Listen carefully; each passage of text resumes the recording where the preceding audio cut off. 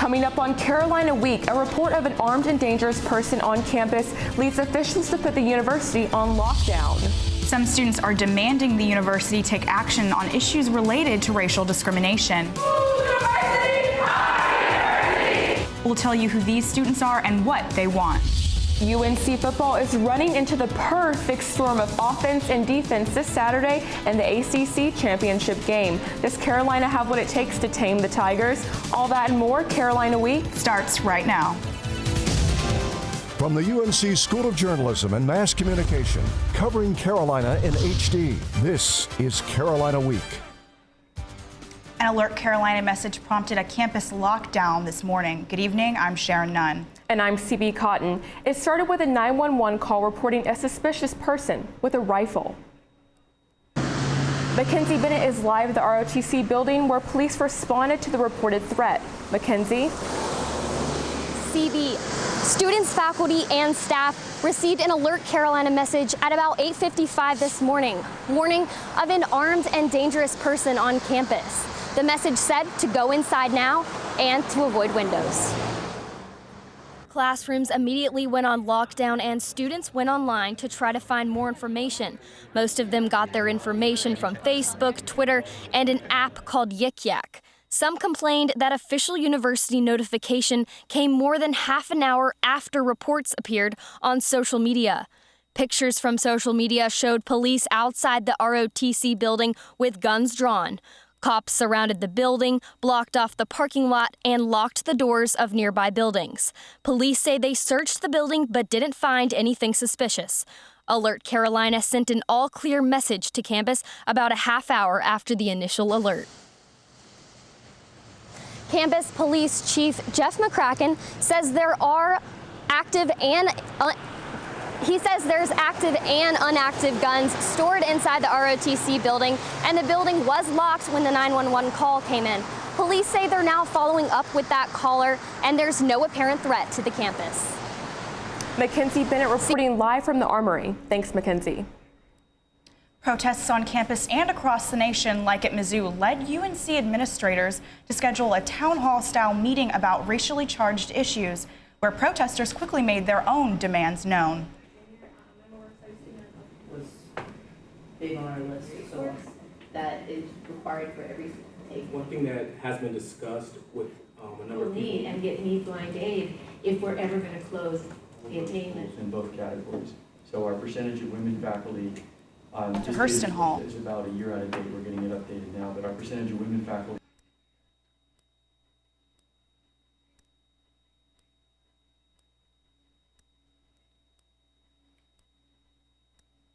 I apologize, folks. We're having a bit of technical difficulties in the back with some of the cameras, but we'll get right back to you. In the past few weeks, racial tension has been high at UNC and on college campuses across the country. One group is causing a stir because it's not made up of minorities. Just a few days after the university's town hall about diversity and inclusion, several Facebook pages emerged announcing white student unions popping up across the country. These pages are similar in appearance and setup, featuring paintings or statues of prominent white figures with a common goal, creating a safe place for students of European descent to talk about their heritage together. It's unclear whether this is a real movement or just a form of political commentary. Chapel Hill police are investigating an alleged sexual assault at Chapel Hill High School. According to the mother of the alleged victim, 2 students forced her 15-year-old daughter, a special needs student, to perform sex acts. The acts were then recorded and posted to the social media app called Snapchat. A spokesman for Chapel Hill Carborough City School District said he wasn't aware of any other videos showing sex acts. The search warrant related to the case is currently sealed. Holiday breaks mean relaxation, food, and family. They also mean increased risk as well. Chapel Hill police see a spike in crime while students are away. Most are break-ins in student housing and apartments. In many cases, students are unaware of the crimes until returning days or weeks later. As a precaution, police suggest keeping a written record of belongings, taking valuables home, and locking all doors and windows while you're away. Psychedelics are classified as dangerous drugs, we know that, but now scientists are using these drugs to treat illnesses.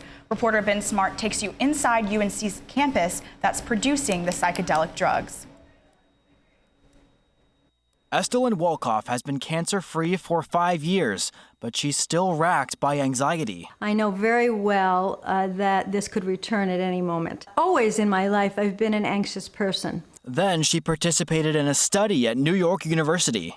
Researchers treated cancer survivors with anxiety using psilocybin, the active ingredient in magic mushrooms. You're advised to wear eye shades and lie down on a couch because the object is to go inward. Experts supervised the regimen, and Wolkoff says the drug gave her intense clarity. I had this feeling coming over me, and the thought was of compassion for myself.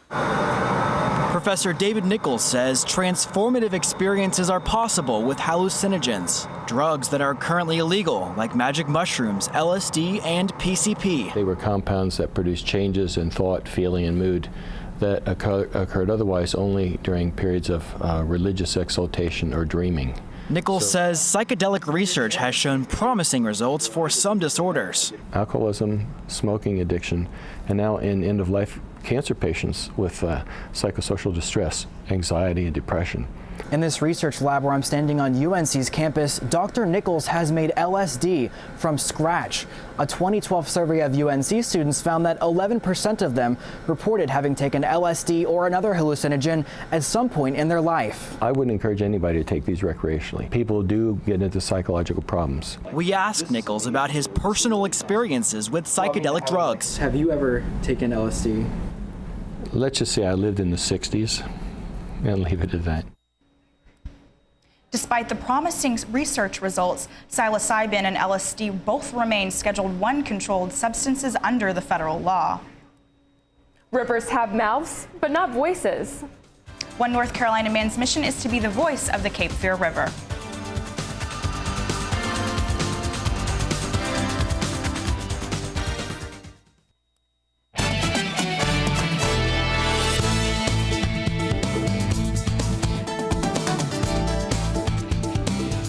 Protests on campus and across the nation led UNC administrators to schedule a town hall-style meeting about racially charged issues, where protesters quickly made their demands known.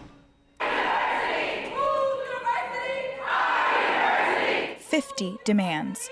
A large group of students ignited a firestorm when they interrupted a UNC town hall event about race and inclusivity, making demands about just that.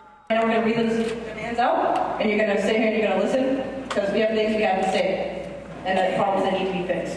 3 of those demands: more aggressive recruitment of black faculty, the firing of Margaret Spellings, and increased funding for the African American and Women and Gender Studies departments, are just some of the main points. Listen to those demands. And shortly after the group made the demands, controversy. Students took to just about every social media platform, some calling the demands pathetic and even satirical gold, but another saying they love the heart and initiation of the We Demand UNC movement. One of the main protesters, Charity Lackey, says she expected both pushback and support. I knew that people wouldn't completely agree with what we did, and I had come to peace with that beforehand. The students' demands are strikingly similar to the demands made by the Black student movement in 1968. Here's just one: the demand that standardized tests like the SAT no longer be a part of the admissions process. It is even more offensive. But the other demands from last week's protest come with a price tag, like one of the biggest demands calling for administrators to eliminate tuition, which would cost the state almost $500 million. That is a reduction in revenues for the state, and that will reduce, most likely, the amount that the state is able to transfer to us. But Lackey says the protests and demands did what they were supposed to: get the administration's attention. I know this is on their radar. I know this has become a priority. We might have to wait for university leaders to make their next move to find out if that's true. Again, as we said earlier, the students did get a sit-down meeting with Chancellor Folt. Local high school students are learning how to manage their money, but not in the traditional classroom. A new bank is on Hillside High School's campus, and students are the ones running it. Rosita Cox has the story. John Beatty plans to go to Morehouse College after graduating from Hillside High School in Durham. But before he goes, he wants to learn how to manage his money. Help improve myself in financial literacy for when I go to college, for I can understand like how to write a check, how to make a deposit, and like the banking side of it. Beatty is the assistant manager of the Hillside Hornet Bank Training Center, a program aimed at giving students lessons in personal finance. It was my brainchild. I just noticed that the students didn't know, this generation didn't know how to write checks. They didn't know what a budget was. So. It's the first of its kind in the state. Wood Forest Bank sponsors the campus training center. Parents, students, our faculty members get to come in and they do get to make deposits. And so the students learn those skills and they actually get to process it as if they were working in a bank outside. Ross wants to expand the program across the state. What better way than to make sure that our students know about money now, start saving now, start using those skills now so that when they graduate from high school and when they graduate from college, they know a little bit more. Ross expects that other high school banks will soon be popping up across the state, modeled after the program at Hillside. In Chapel Hill, I'm Rosita Cox reporting. What better time to start managing your money than when you're young and don't have much of it to worry about? The Cape Fear River is one of the largest in North Carolina. Its basin covers 27 counties, including Orange County, making it a vital resource to our state, as you could guess. Paris Alston takes us to the river to meet the man whose job it is to protect it. Kent Burdett knows a lot about water. A Wilmington native, he studied coastal geology in college and went to the Navy shortly after. These days, he's known as the Cape Fear River Keeper. My job is to be the voice of the Cape Fear River. The river can't go to a county commissioner meeting and speak up and say, hey, we really need to pass better zoning laws that help protect me. So I do that. Burdett is one of several river keepers sprinkled throughout North Carolina. His job is supported by the Cape Fear River Watch, an organization that protects and improves the river's water quality through education, advocacy, and action.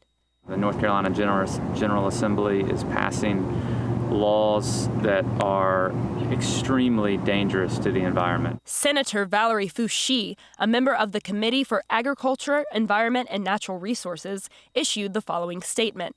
The legislature over the last 5 years or so has enacted legislation that has weakened our ability to protect both air and water resources.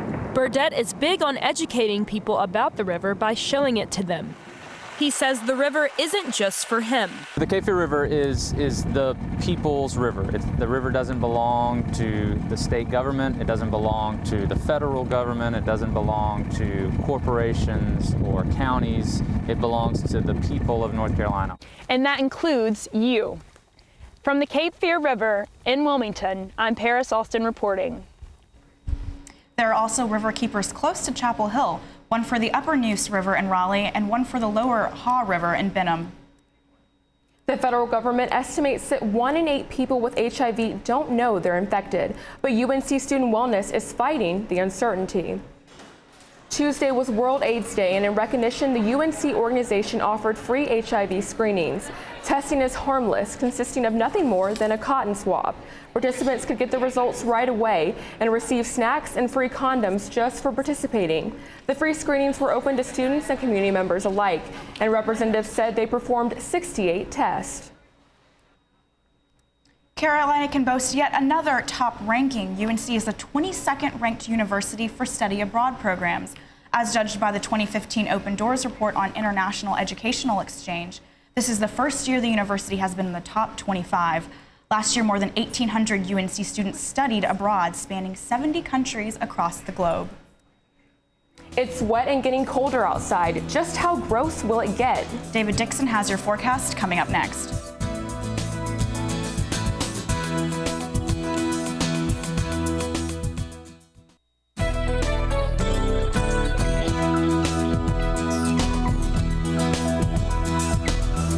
Welcome back to Carolina Week. I'm meteorologist David Dixon. Forget winter is coming. Winter is actually already here for us meteorologists. The start of winter was actually yesterday, and it was a warm and wet start. So December 1st, 53 degrees for the high. That's about 5 degrees above normal of what we see at 48 degrees. So for normal and above normal is what we're going to be looking at for right now. NOAA actually put out a winter forecast for the next 3 months, focusing on the two things that I care about most, whether it's going to snow and how cold it's going to get. And remember, this is a 3-month outlook, so we can't be too specific, just above normal or below normal. So let's look at that actually right now. So you can see much of the Pacific Northwest and the Northeast are going to trend above normal, so a little bit warmer than normal. And then Texas, Louisiana, and Florida trending to be cooler than normal. For North Carolina, we're going to see above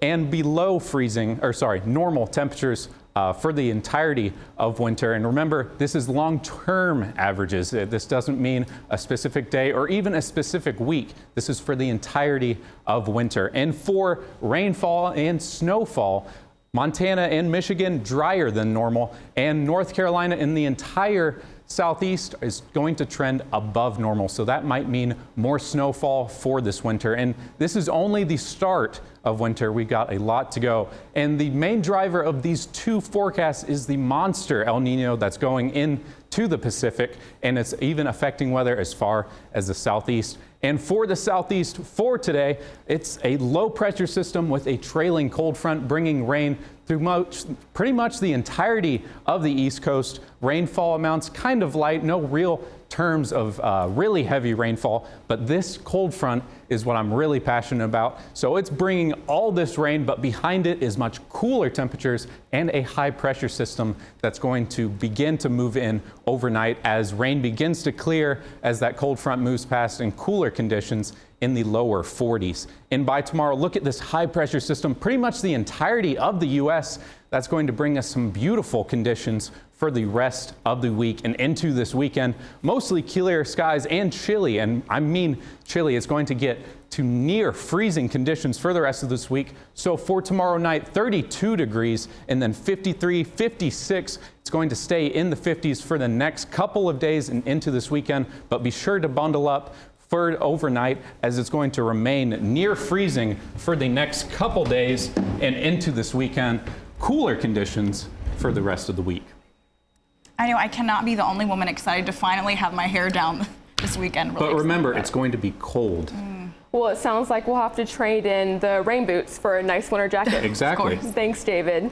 UNC got its best player back last night. See if they could top the Terrapins.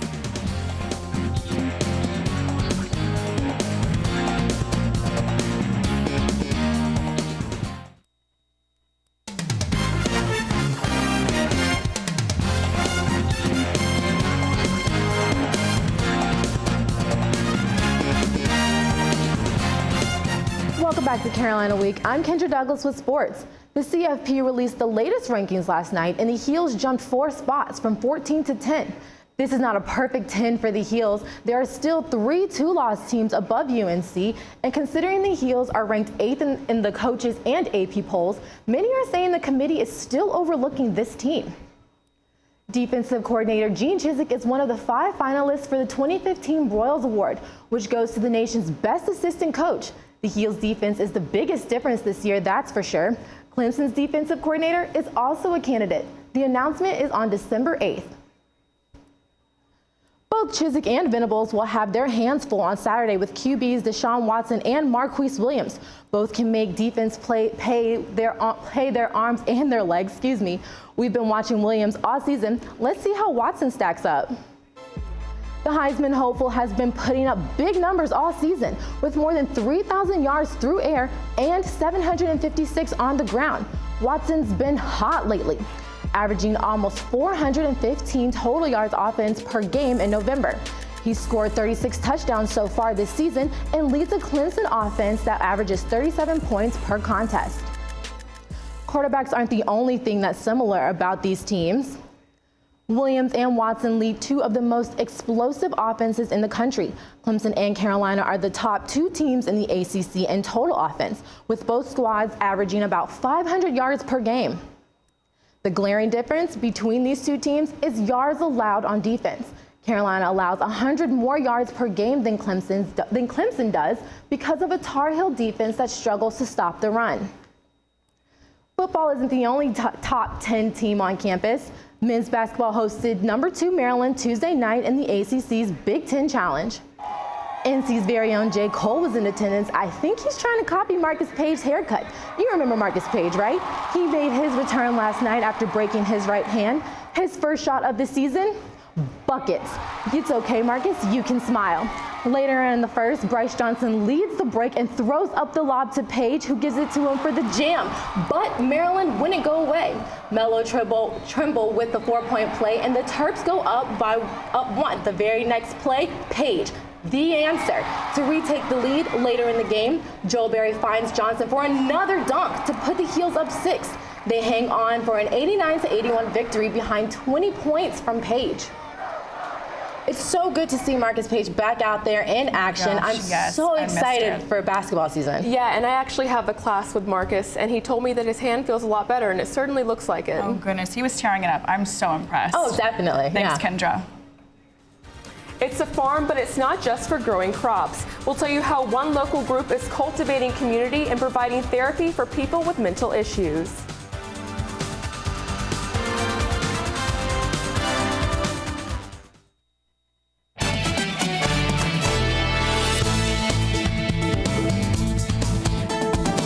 Just a few miles from campus, people from UNC are building a farm that's far more than raising crops. Science reporter Alistair Wilkins explains.